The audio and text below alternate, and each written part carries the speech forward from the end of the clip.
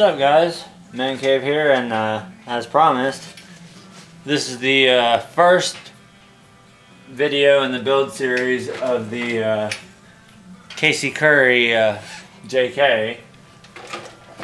Now, I know I said this is going to be a $50 a week or less budget build.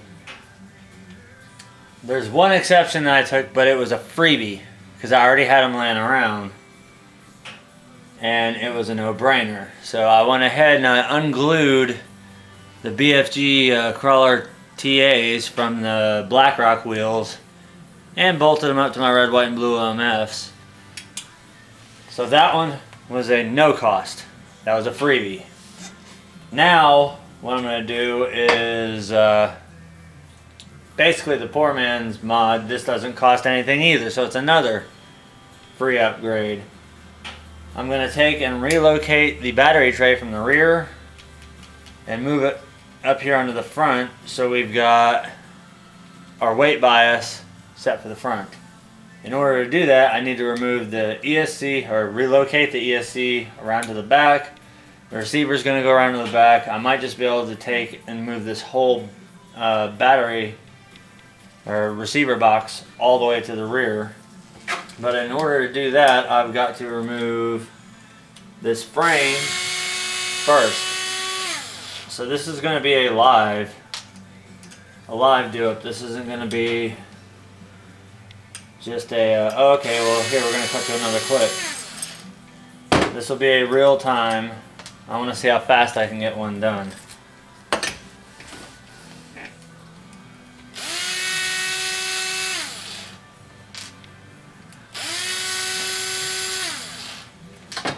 Okay, we'll get that loose. That's the whole battery tray. We need to take, and I believe it's just adhesive on here. Yep. Well, this might actually be beneficial. I'm going to leave the ESC where it's at. I'm just going to loosen the wires on it for right now. Anything that's going to get in my way, make sure everything's all bunched up together. That way when I take the receiver box off, everything comes as one.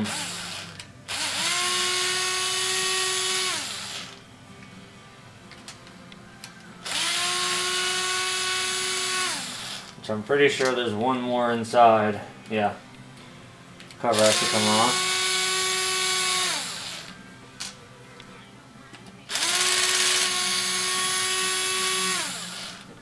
I can't overstress enough the awesomeness of having a impact little driver so you can get this done fast. Okay, so with those little cross member pieces out of the way, what we're going to do is we're going to have to momentarily clip the zip ties that hold the steering servo in place. Find the spot that we want our receiver box to refit in, which will be perfectly right behind the transmission. Now that's plugged straight in. The only problem I see is getting all these wires coming back out of the factory hole without pinching any of them or putting any of them in a bad spot, but I think I've got it already. So with that, I can now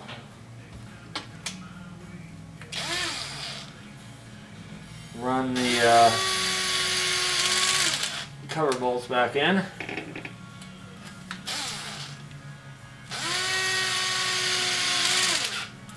Yep, got it without it binding. And now we're just going to take our countersinks and they line straight up with the holes in the factory.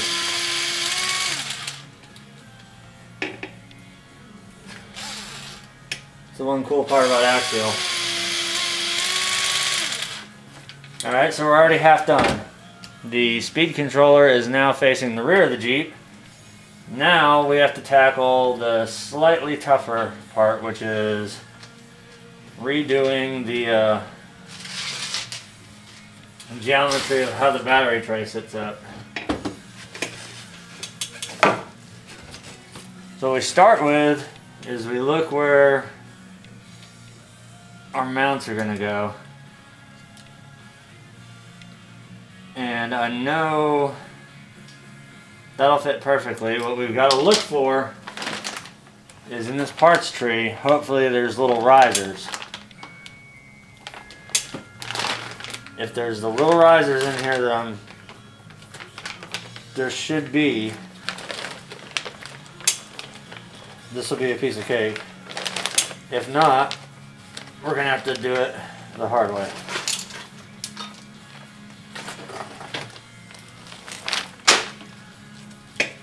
So far, not seeing the pieces I'm looking for.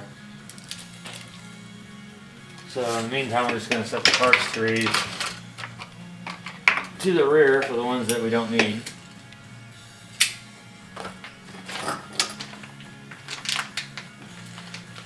Look inside this one. There they are, right there. I found the standoff.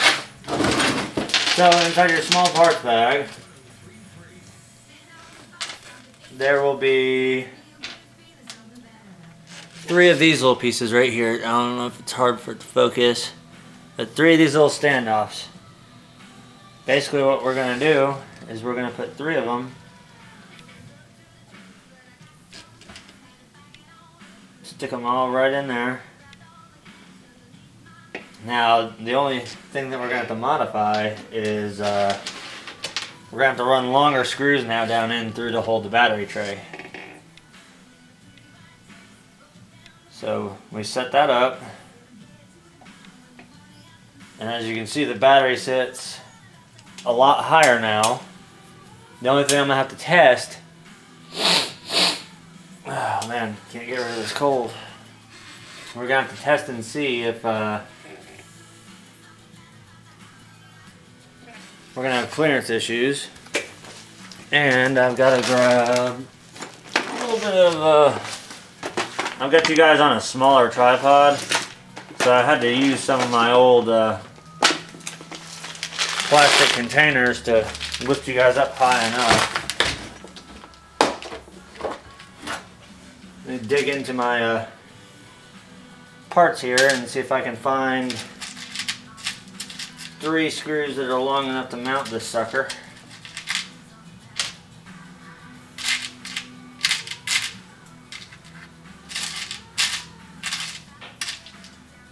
There's some bent ones in there too, didn't even know that.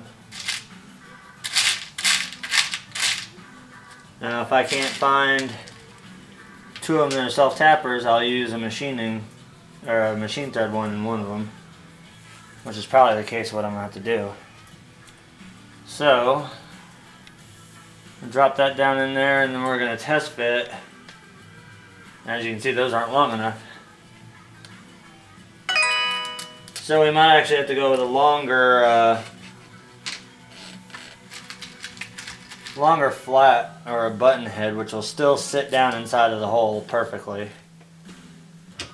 So we've got now a longer one that's got enough threading to go down in there and screw in.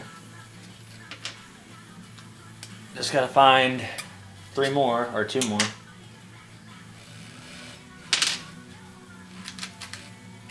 Now that I know the size, it'll be easier to find.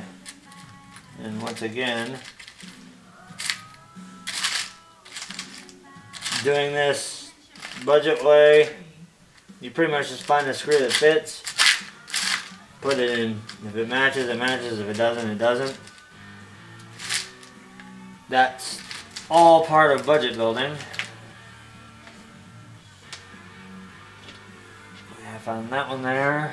That one's a socket head though. It won't affect the battery tray. So we take and we test again. Take our little standoff and make sure it screws in some. So we got 2 that screw in already.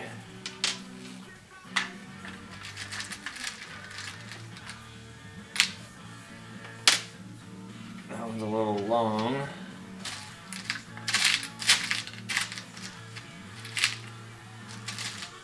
And sometimes you have to revert if you don't have enough Allens.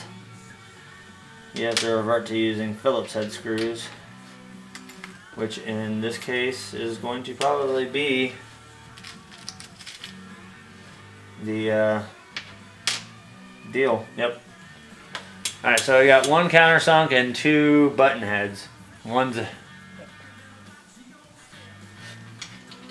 two back ones, one is an Allen and one is a Phillips, which is not really a big deal. So let's see, Phillips head screwdriver. Now we're going to take our battery tray and make sure we've got it facing the right way. I can't tell you how many times I've put one in the wrong way. So as you can see, there's just enough thread coming out of that.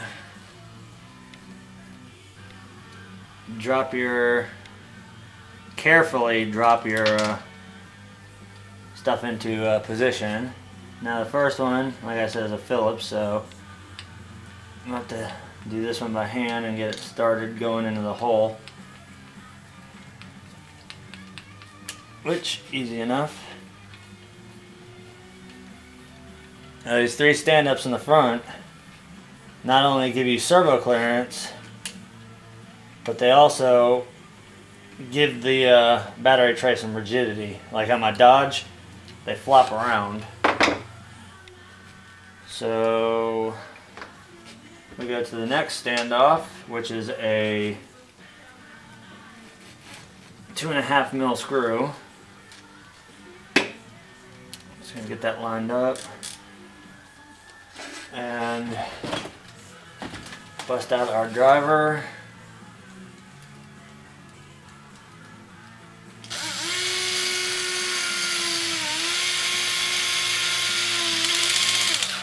I've got my impact on the lowest setting possible, that way it doesn't strip out screws.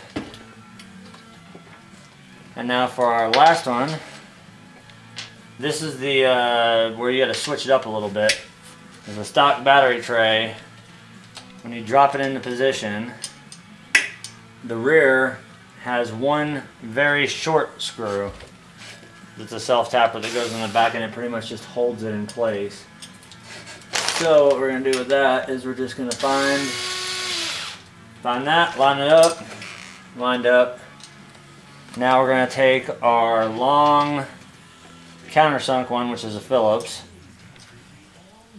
We're going to start screwing it through the front hole, which sometimes can be a pain in the butt getting it started. But once again, this is a poor man's mod, but it does work quite well. It'll allow you to actually raise your body height too, especially if you're running taller tires. So now that I've got that there, all I've got to do is just keep running this screw down.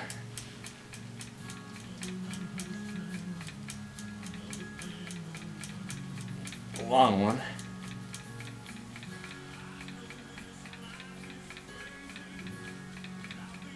Almost there. Okay, so now our battery tray is nice and stiff. It's not loose and floppy. So what we do next is take your battery. In my case, I'm running a IP Racing 4000 milliamp 35C 7.4 volt 2 cell. Slide it into the new position up front. Strap it down, and we're going to test fit the body and make sure everything lines up. And as you can see, we still have servo clearance. Now in previous versions I didn't allow for servo clearance, and the battery tray, like on the Dodge, the battery tray will actually bounce around and smack, and it's very annoying to hear that, especially when you're like doing stuff. So what we're going to do first is we're going to check for our little connector wire for the lights, which better has made it out. There it is right there. It's just pinned in between the 3 link here. stuck in between the 3-link and the drive shaft. Okay, so we've got our light connector right here. Then we've got our other end of the light connector from the body. We're going to plug that back in. And now we're going to stick the body down on the frame chassis, make sure everything fits up. As you can see, by doing this mod, once you get the back holes lined up, back is fine. The front, if you don't care if they're pushed down slightly, you can push your hood down just a little bit, which kind of is good, especially if you are prone for rollovers, like I am. Now we take our remaining fasteners, the one in the tire carrier, so that one's on there. And then our last 2 pins, which go in the back here. I went ahead and I found some old pull tabs for mine so I could easily get into this. And there you go. Just like that, you've got a battery forward mod. And you're pretty much set up now. The weight bias is perfect in the front. And the one thing that you always want to check though, as I'm going to pull the pins back out just to show you guys for reference, what you always want to check and make sure is that your battery leads are long enough, because mine, I always run Dean's plug, so I had to make a little extension. There's actually a Dean's to a Tamiya standard connector, but you look at it, it connects perfectly. Throw the body back down on it and you're done basically. You've got the battery plugged in. Reattach your pins, and then I will show you basically the advantages of running it this way. It's a lot easier. I mean, this one, obviously, we know that the boxes are not waterproof, but you can use conformal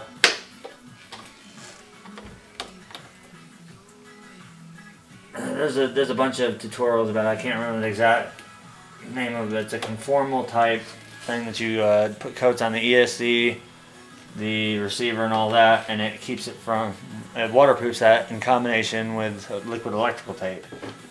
But now that we got that all back together, power on the radio, and now that we have our new on-off position, which is a lot easier to reach, there you go.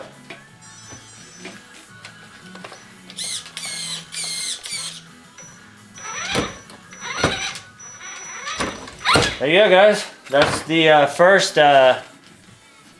part of this one, the poor boy forward battery mounting position.